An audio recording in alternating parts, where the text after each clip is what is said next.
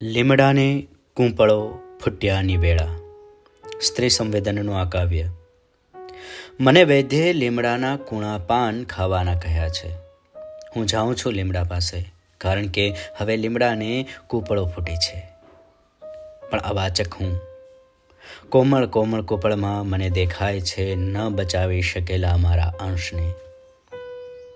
હું ઘડીભર અટકી જાઉં છું લીમડા પાસે. એના બરછટ થડને સ્પર્શીને કહું છું, સંભાળજે, કોઈને ઉપયોગી થવામાં આપણી કૂંપળો હણાઈ જાય છે. એને જરૂર હતી પાન થવાની, લહેરાવાની, પવન સાથે વાતો કરવાની, ડુંગરો જોવાની. ભલે એના પીડા પડતા સમયે પાન ખરીને જમીન પર પડે તોય એને ઓળખતો થાત કે એની માતા કોણ હતી.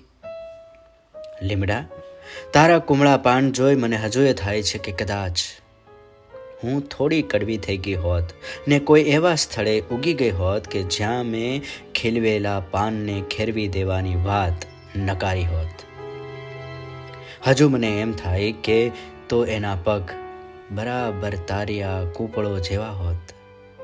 હવે ખરેલા પાને કડવા હોઈએ તો પણ શું? અને હું મારી દવા નથી કરતી. મન કહે છે લીમડાને ડાળી હોય છે, ડાળીના ગર્ભમાંથી પાન ફૂટે છે ડાળી બનવા માટે. રચના અને પ્રસ્તુતિ આનંદ.